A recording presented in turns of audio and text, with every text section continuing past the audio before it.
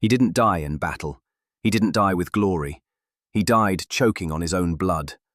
Napoleon Bonaparte. Picture this: the man who once made all of Europe tremble, the emperor who toppled kings and moved armies like chess pieces, now lies in a small, suffocating room on the island of Saint Helena. His body is grotesquely swollen, his fingernails turned blue. From his mouth spills a dark, grainy liquid that looks disturbingly like burnt coffee. This is not the heroic version from schoolbooks, not the story of a ruler fading away in dignified exile. What happened in Napoleon's final weeks was so horrific, so inhuman, that even his physicians recoiled. This man survived over 60 battles, marched through the Russian winter, faced cannon fire at point-blank range, and yet he died not as a warrior, but as a prisoner of his own failing body. So how did one of history's most indestructible men end up broken, not on the battlefield, but from within? Stay with me. This is not just a death story, it's a descent. And if you're someone who wants to see history unfiltered, brutal, raw, and deeply human, then you're in the right place.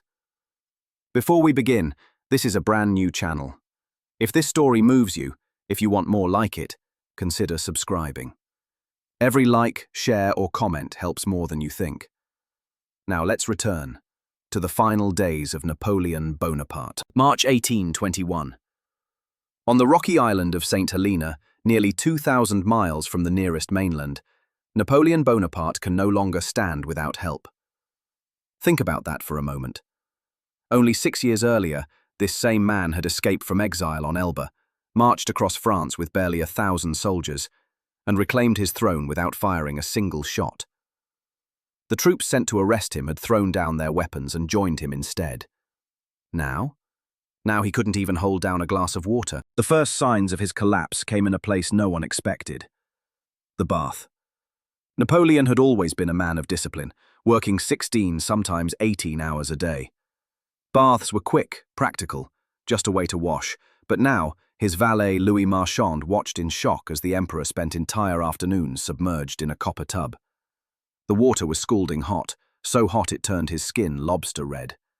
6 hours, sometimes 8, he would lie there, topping it up with boiling water until his hands whitened on the edges of the tub. It wasn't luxury, it was desperation. The bath was the only place the fire in his gut seemed to fade, if only for a while. Outside that copper tub, every movement felt like someone was twisting a heated knife inside him. For most of his life, meals had been nothing more than fuel, 15 minutes at the table and back to work.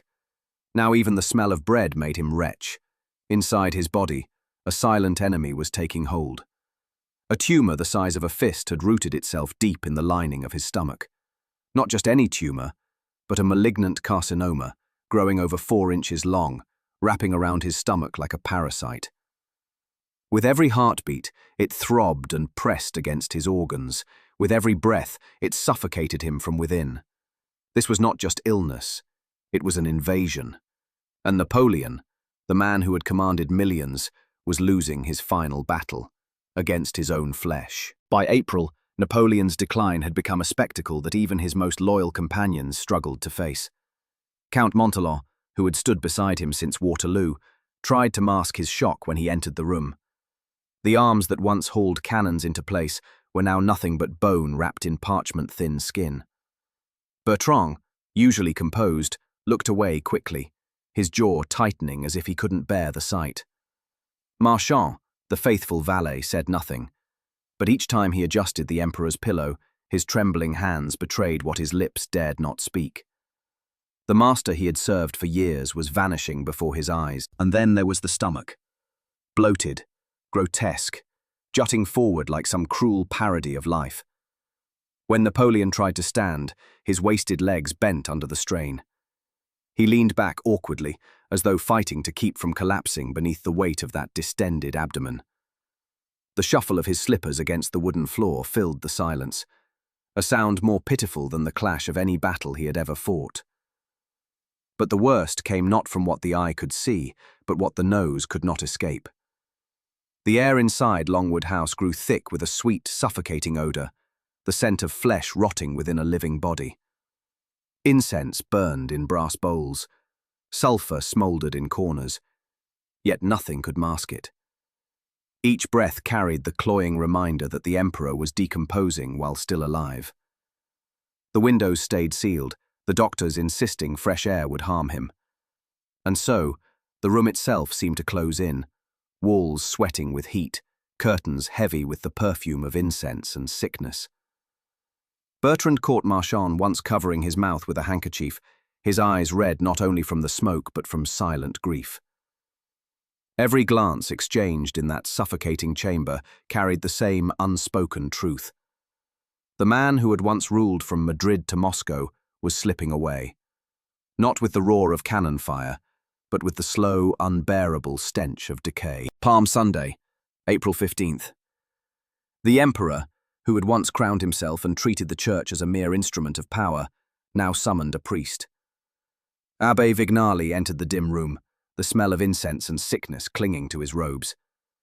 Napoleon's voice, though weakened, carried a startling clarity. "I know I am dying." There was no drama in the words, no trembling fear. He spoke as if noting the weather. Yet the effect on those around him was devastating. Marchand lowered his eyes, unable to meet his master's gaze. Bertrand clenched his fists behind his back, as if bracing himself for orders he could no longer carry out. But even on the edge of death, Napoleon's pride blazed. Hours later, when the priest had left, he called for his secretaries. His body was frail, his hands trembling, yet he dictated his will with the same precision he had once used to command armies. Each instruction fell like a calculated strike. 10,000 francs to Cantillon, the man who had tried to assassinate Wellington, a symbolic shot fired from beyond the grave. To allies and enemies alike, his will was a final campaign, crafted not with cannons but with words. The atmosphere in the room was heavy, each syllable echoing against the suffocating silence. Marchand dipped the quill in ink, struggling to keep his handwriting steady as he followed every dictated word. Bertrand's face hardened, torn between admiration and anguish. For them, it was clear. The emperor's body was failing, but his mind was still marching on, still fighting wars he had already lost. In those hours, Napoleon seemed to command the room once more. Not with his armies, not with fear, but with sheer willpower. Even as death crept closer, he refused to surrender the one battlefield he still controlled, his legacy. What came next was not healing. It was torment. Dr. Archibald Arnott, the British physician charged with tending to Napoleon, believed in the medical science of his day, methods that today would be condemned as cruelty. When the emperor's bowels refused to move, blocked by the growing tumour, Arnott prescribed calomel, 10 grains of mercuric chloride. Mercury, fed to a man whose stomach was already dissolving from within. The effect was catastrophic. Marchand described the moment in horror. Napoleon expelled the largest stool in a month, black, tar-like, and reeking of blood and decay. To Arnott, this was progress. To Bertrand, who stood nearby covering his nose, it was a vision of hell. The doctor calmly prescribed another dose, but the mercury was only the beginning. When the pain grew unbearable, Arnott and his colleagues resorted to blistering plasters, patches soaked in crushed beetles, pressed against Napoleon's chest, calves and feet, until his skin blistered and burned. The theory, that external pain would draw out internal sickness. The reality, the emperor's jaundiced skin erupted in angry red welts, oozing fluid, while the tumour inside devoured him without pause. The room became an echo chamber of suffering, the hiss of boiling water as cloths were prepared, the sharp crackle of burning incense mixing with the faint groans escaping Napoleon's throat. Marchand, pale and silent, dabbed the emperor's forehead, while Bertrand turned his face to the wall, unable to watch the man who had once terrified Europe being consumed in such humiliation. And the treatments grew harsher still. On May 3rd, the doctors forced 20 grains of mercury into his body, enough to poison a healthy man. They did not wait for it to work. They followed it with an enema so violent that for the first time in years Napoleon screamed. The sound tore through Longwood House, a raw, guttural cry. Not the cry of a commander, not the shout of an emperor issuing orders, but the scream of a man stripped bare, humiliated beyond endurance. His face turned to the wall afterward, refusing to meet the eyes of anyone in the room. The conqueror who had walked through grape shot without flinching now lay defeated by the hands of his own doctors. It was no cure. It was torture disguised as medicine. By the end of April, it was not only Napoleon's body that was breaking apart. His mind, once the sharpest weapon in Europe, began to fracture under the weight of agony and poison. The attacks came suddenly. In the dead of night, attendants would jolt awake as the emperor bolted upright in bed, his skeletal arms cutting the air as if directing invisible troops. "The cavalry! Send in the guard, now!" His eyes burned with fever, but in that moment he was no longer trapped in a sick room on Saint Helena. He was back at Austerlitz, orchestrating the greatest triumph of his career. Marchand wept quietly as he held his master upright, watching Napoleon's hands trace invisible maps across the blanket. Bertrand, standing at the foot of the bed, clenched his jaw and said nothing. To interrupt the emperor's illusions felt like treason. Sometimes he called for Josephine, gone for 7 years. Sometimes he cried out for water as if still lost in the Egyptian desert. Each vision dragged him deeper into the past, while his present body drowned slowly in its own fluids. On May 1st, a moment of pure horror unfolded. Determined to rise, Napoleon ordered his servants to help him walk. 2 men supported him under the arms, guiding his trembling body forward. He managed 3 steps. On the 4th, his legs gave way. As he collapsed, his stomach convulsed so violently that everyone in the room thought death had come then and there. Ali, his loyal servant from the Egyptian campaigns, caught him before he hit the floor. They carried him back to bed, but the emperor fought them with surprising strength, gasping, "My army! Where is my army?" 4 grown men held him down as he struggled to rise, desperate to review troops that existed only in the battlefield of his dying mind. His eyes, once able to bend generals to his will, now darted wildly across the room, searching for soldiers who had long since turned to dust. The conqueror of Europe was fighting phantom battles, trapped in a body that could no longer even command itself. The doctors were running out of answers. What they turned to in those final days was not medicine. It was cruelty, disguised as cure. On May 3rd, they forced 20 grains of mercury into Napoleon's failing body, an amount lethal to a healthy man. He lay back, trembling, as Marchand held the cup to his lips. The bitter liquid slid down his throat, and the room fell into a waiting silence. But they did not wait long. The physicians followed it with an enema so brutal that the man who had once stood unfazed beneath cannon fire finally broke. A scream tore from his chest, raw and unrestrained, echoing through the halls of Longwood House. It was not the cry of a soldier, not the command of a general, but the sound of a man stripped of every shred of dignity. When it was over, he turned his face to the wall, refusing to meet the eyes of his companions. For hours, not a word passed his lips. Marchand wiped his brow, pale with silent fury, while Bertrand stood stiff at the foot of the bed, hands clasped so tightly they blanched white. The mercury began its grim work. Stool after stool poured from him, each darker than the last, until the servants recoiled from the stench. Then came something worse. Not waste, but fragments of tissue, chunks of his own stomach lining tearing free. His digestive system was literally collapsing, piece by piece, expelled into the basin beside his bed. And still the doctors persisted. They applied blistering plasters, patches designed to burn the skin and draw out the disease. They pressed them against his jaundiced chest, his calves, his feet. Within minutes his skin bubbled with angry red welts, fluid seeping through the linen wrappings. The emperor, once feared by kings and emperors alike, now writhed helplessly as fire consumed his skin and poison dissolved his insides. The air in the room grew unbearable. Sulphur smoke from incense, the acrid sting of chemicals, the sweet rot of dying flesh. Marchand covered his nose with a handkerchief, tears welling in his eyes. Bertrand turned his gaze to the floor, lips pressed in silence. Napoleon had faced countless enemies in his life, armies, emperors, entire nations.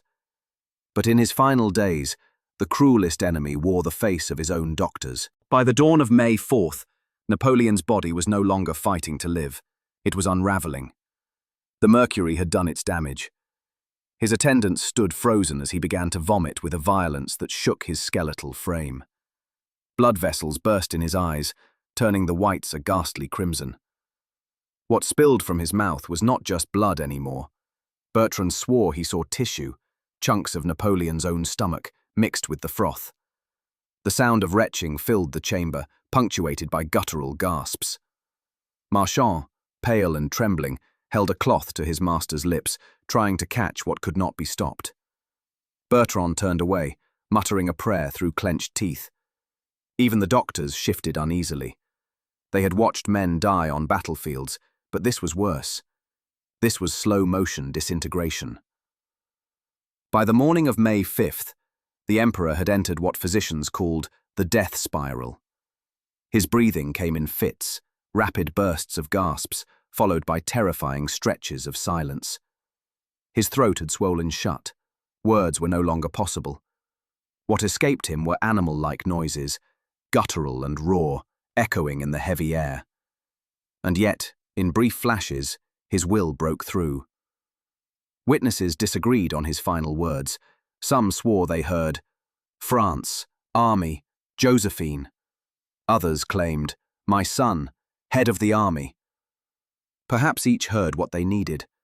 Perhaps Napoleon, even in death, spoke to all of them at once. The room filled with people, 16 in total, crowding the sick chamber as though court had assembled one last time. But instead of receiving commands, they watched helplessly as the emperor gasped, writhed, and fell silent, only to gasp again. Hours dragged into agony. His once famous grey eyes stared fixedly at something no one else could see. The smell of decomposition thickened with every breath. Dr. Arnott pressed hot bottles against his abdomen in a final, desperate attempt at comfort. Napoleon's back arched off the bed in silent torment, his throat too swollen to scream. At 5:49 p.m., after 17 hours of this drawn-out battle, Napoleon Bonaparte's chest rose for the last time. No proclamation, no heroic gesture. His body, pushed beyond every limit, simply ceased. The conqueror of Europe had fallen, not to musket or cannon, not to armies or emperors, but to the betrayal of his own flesh. The day after Napoleon's death, Longwood House became the stage for one final indignity. A group of doctors, French and British alike, assembled in the billiard room to perform the autopsy. The air was heavy with the odor of sickness still clinging to the walls, but when the first incision was made, even seasoned surgeons recoiled. The smell was overwhelming. Not the familiar scent of blood and flesh, but something sickly sweet and unforgettable. The stench of cancer that had rotted while its host still breathed. Several men turned pale. One staggered back and pressed a handkerchief to his face. When the abdomen was opened, the truth of his suffering lay bare. His stomach was almost entirely consumed by carcinoma, its walls thickened and hardened like leather. Near the pylorus, exactly where the doctors had feared, a perforation gaped. A hole so large that Dr. Antomarchi demonstrated by pushing his finger clean through it. The horror did not end there. White nodules, metastases, were scattered throughout his intestines, strung like a necklace of death. Napoleon had not been merely sick for weeks or months, he had been dying for years, even as he dictated his memoirs and plotted escapes. Officially, his heart and stomach were placed in silver vessels, to be buried with him. But the autopsy also became an act of quiet theft.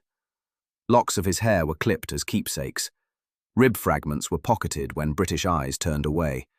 And according to whispered accounts, even his genitals were removed, later surfacing in the private collection of a New York urologist, described crudely as resembling a strip of leather shoelace.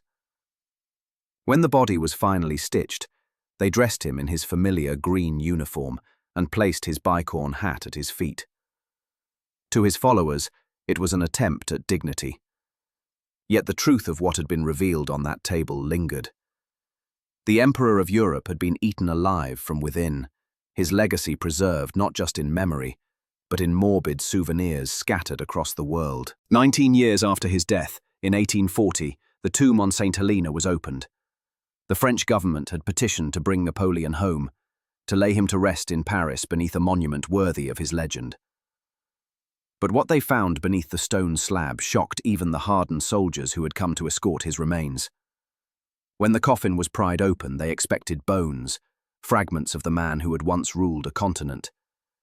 Instead, they found Napoleon almost perfectly preserved. His features were still recognizable. His skin, pale as marble, clung to his face. The uniform he had been buried in remained intact, the green coat as crisp as the day it was buttoned. Even his boots and bicorn hat looked untouched. The attendants stared in silence, some whispering prayers, others frozen with unease. Marchand, older now and grey at the temples, reportedly wept openly when he saw his master lying there as if merely asleep. But for many, the preservation was too perfect.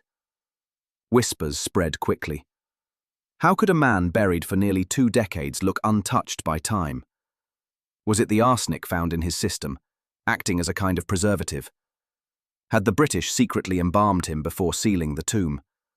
Or was this one final mystery in a life already crowded with them? The coffin was sealed again and carried across the seas. When it arrived in Paris, crowds gathered to see the return of the emperor. To them, it was a symbol of glory restored, the prodigal son of France coming home at last. But for those who had looked into that tomb on Saint Helena, another image lingered. Napoleon, lying in uncanny preservation, as if defying even death's decay. It was fitting, in a way. The man who had bent Europe to his will, who had refused to bow even in exile, seemed unwilling to yield to time itself. Today, visitors file quietly through Les Invalides in Paris, staring up at the massive red sarcophagus that holds Napoleon's remains. They see marble, grandeur, the carved glory of an empire.